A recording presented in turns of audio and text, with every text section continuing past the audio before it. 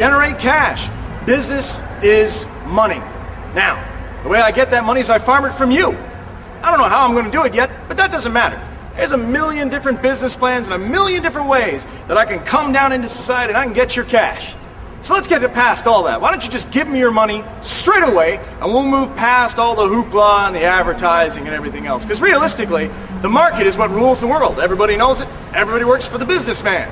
So you should work for me too. Why don't you just give me your money now? We'll skip all the foreplay. I'm a businessman. You should give me your money.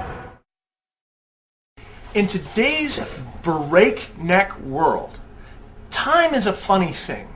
Everyone seems to want more time, but really what they're saying is they'd like to be able to do what they want with their time. There's no way to get more or less time. Time is just sort of this measurement, and because we've chosen to measure it by seconds, it gives the illusion that there's a timeline or there's some kind of there's a future and a past. I don't personally believe there is anything really like a past timeline or a future timeline. I think there's only now and what's about to be now and what was now. And it's like a reaction that's constantly happening. There's no trail or anything like that. Some people talk about moving through time and timelines and all that kind of jazz. Well, that stuff is a little dodgy to me, and quite frankly, is a little bit beyond me in math. So all I'm really going to address is how to factor for your time so that you regain control of your time. People say there's company time and there's personal time.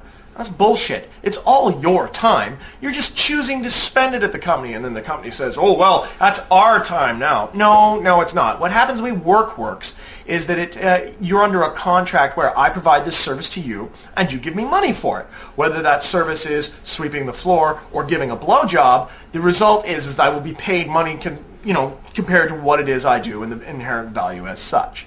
Now, what happens is that when we get jobs, suddenly, even if we're not working with the public, or even if we're, behind some closed doors somewhere where there's just, 10 people in the office, suddenly you can't wear an earring. Suddenly you can't wear a t-shirt that no one else objects to. And why is that? Well, it's against company policy. Now, what does your company policy have to do with me? Nothing. I'm providing you your service. Leave me be. That's another rant.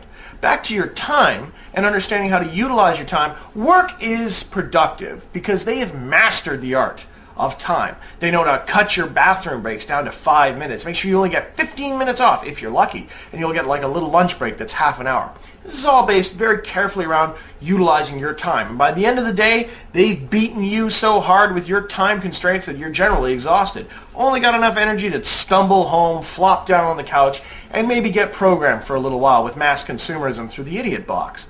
So the way you overcome that is to gain more time. You have 24 hours in a day. That's where it starts. It starts with a 24-hour day. And there's certain things you need to do every day.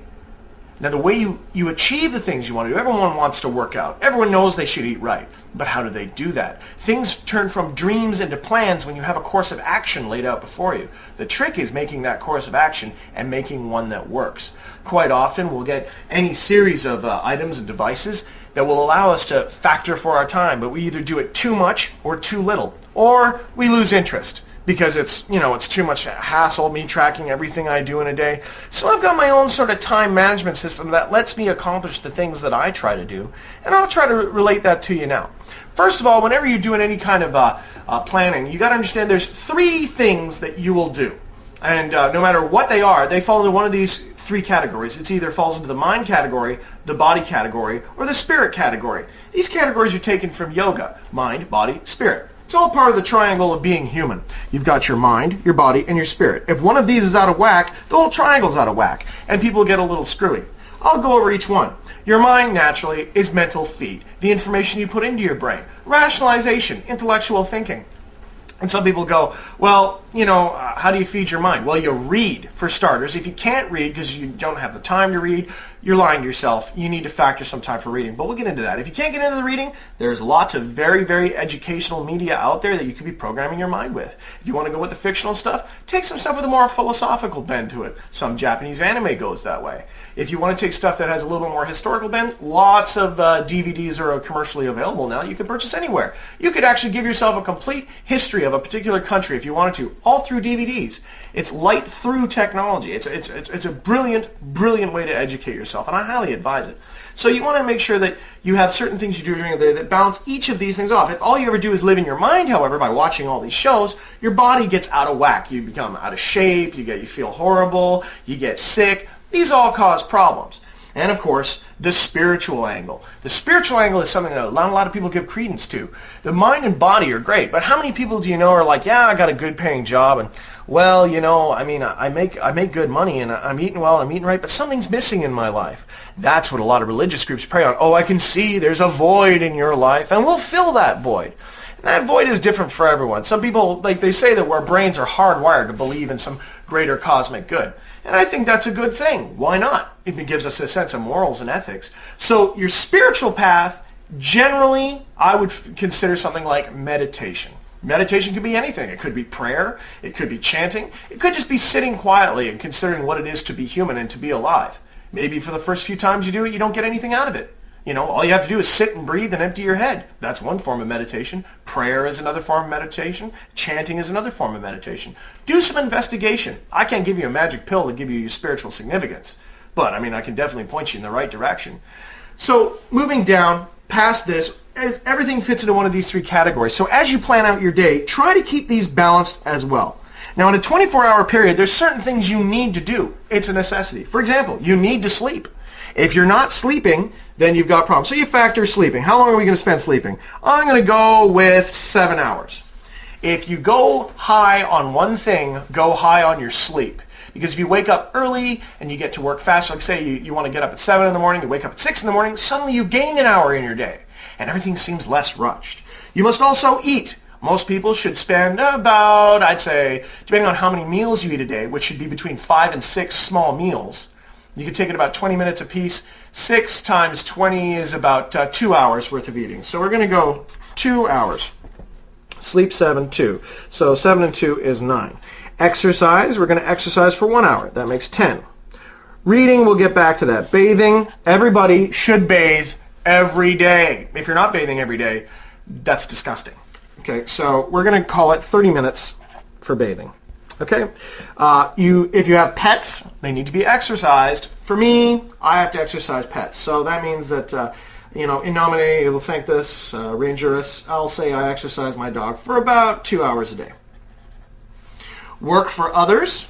Let's see. Well, I work an 8-hour shift generally, so I'll say 8 hours here. Work for myself. I do about 3 hours a night on my radio program.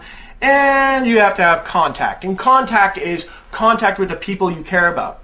No man or woman is an island unto themselves. Yet, every man and woman is an island unto themselves. I can't feel what other people are feeling. I can't, if I eat, they don't sate their hunger. So in essence, you are truly alone. But it is very important that you have real face-to-face communication with people. It is important that you get out there and unplug from the box. Role-playing game scenarios, gaming group sessions, those are good things to do with that. Sometimes playing a card game, sometimes hanging out with your parents, maybe a sibling. Or, if you're like me, you mostly spend a lot of your time with your friends who've become like your family because through one way or another, you're not as close as your family as you could be. And these are all important. You must maintain just a little bit of that, maybe, if not every day, then at least once a week. I mean, you have to, otherwise you lose yourself. And you lose what it is to be you. So after you add all these things up, let's see, I got 19 and 8 is, 27, and 2 is 29, and 3 is 31, and 30. So out of a 24-hour day, I basically work 31 hours. And 31 and a half hours. Yeah, that's pretty much how my days work. And this is achieved through hacking your watch so that it runs slower. No, I'm kidding.